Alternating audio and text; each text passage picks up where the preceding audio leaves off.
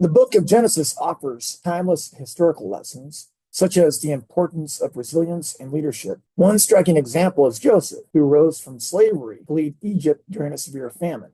His story illustrates the value of integrity, wisdom, and forgiveness as he managed resources to save nations, which is the narrative you get from Genesis. From an economics perspective, however, a closer examination of this history raises a provocative question.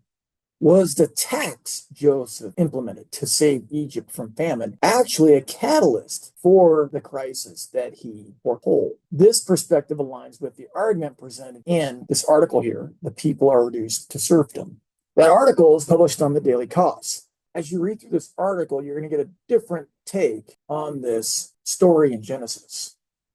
I'll leave that to you.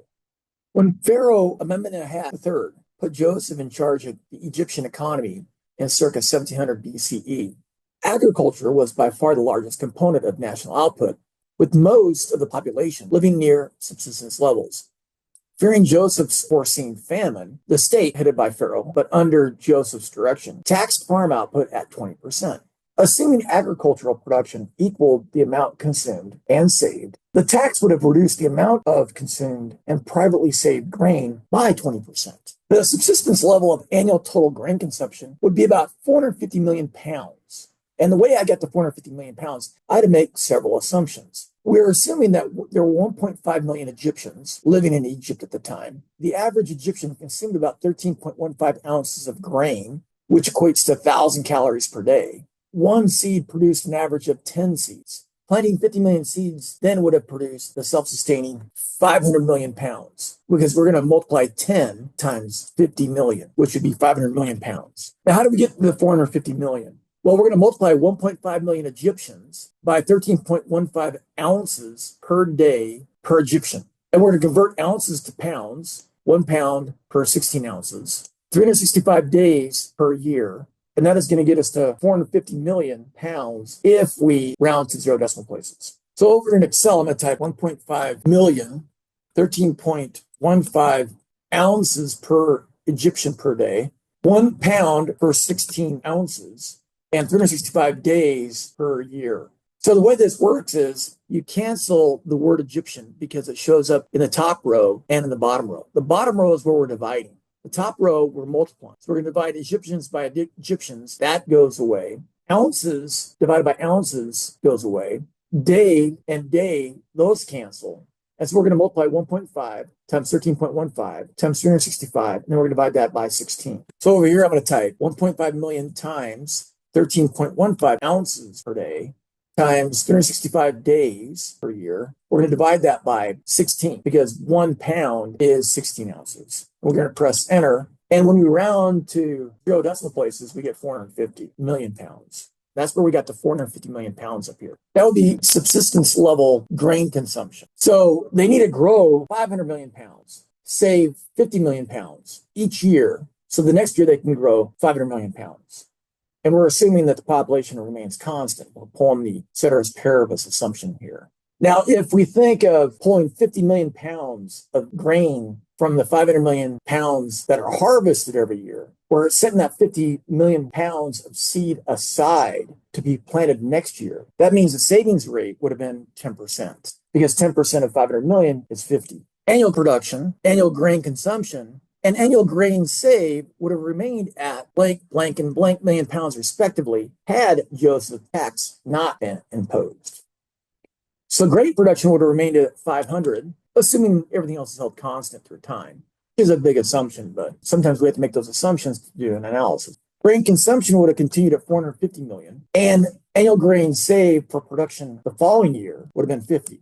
So as long as the climate remains constant, there are 1.5 million people to feed in Egypt every year, and they are consuming 1,000 calories per day, and each seed produces 10 seeds. Then without the tax, this would have been the case. Now we're going to impose the tax. So in the years 1769 BC, 1768 BC, 1767 BC, we have this steady state equilibrium where 50 million pounds of seed are being planted every year. That's producing 500 million pounds of grain. The tax is not implemented yet. So zero is being taken by government, be put into storehouses. So the after-tax quantity remains 500 million for these years.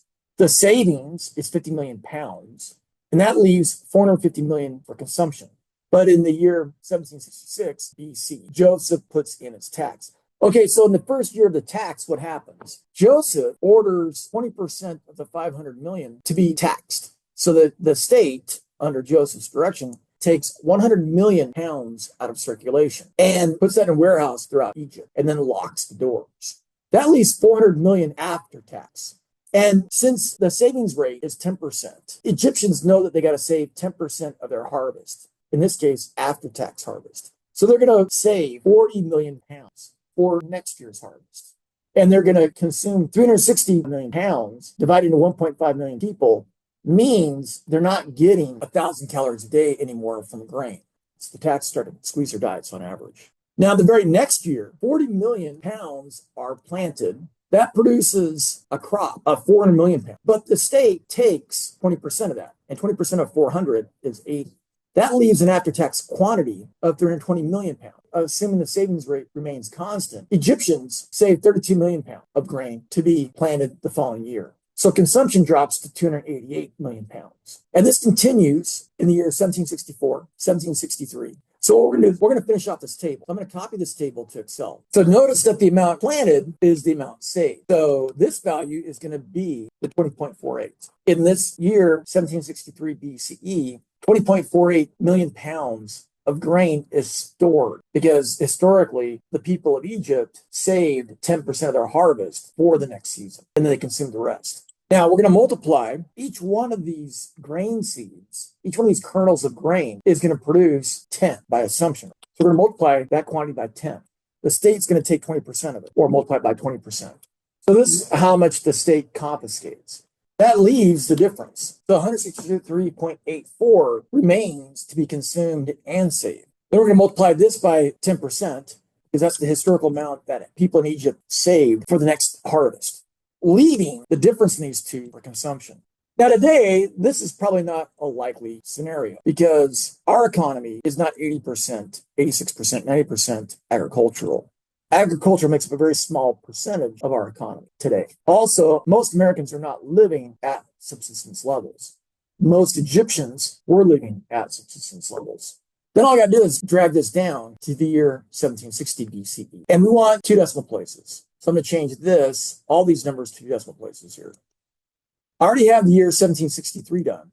I need these numbers inserted into these answer boxes.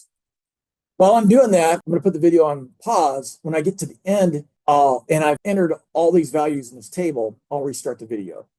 I've entered the values in this table. Looks like we got all the answers correct. We're going to use the values in the table to answer some of the remaining answer boxes. At the end of 1766 BCE, the year Joseph's tax began, 100 million pounds of grain were taxed and locked in government warehouses. Assuming the above savings rate, 40 million were saved by the people of Egypt because there was 400 million pounds after the tax. And that left 360 million pounds of grain for consumption. In the 7th year of the tax, at the beginning of 1760 BCE, the tax had reduced annual production to how many millions of pounds? 130.07. 26.21 million pounds of that are taxed and locked in government warehouses. 10.49 million pounds of grain are saved by the people of Egypt because they saved 10% of their harvest after the tax. And only 94.37 million pounds of grain are consumed. Assuming the population remains at 1.5 million for all 7 years, according to the above table, the average Egyptian consumed how many pounds of grain annually prior to the tax and how many pounds per year after the 7th year of the tax. 1767 BCE, 450 million pounds. So I'm going to multiply that by a million. So that's 450 million. I'm going to divide by the 1.5 million people in Egypt. Each Egyptian is consuming about 300 pounds a year because most Egyptians live at subsistence levels. If I drag this down, we're going to see what happens to the average amount of grain Egyptians are getting each year. By the 7th year of the tax, consumption per Egyptian is down to 63 pounds per year. For the remaining answer boxes, please refer to the references provided in the parentheses.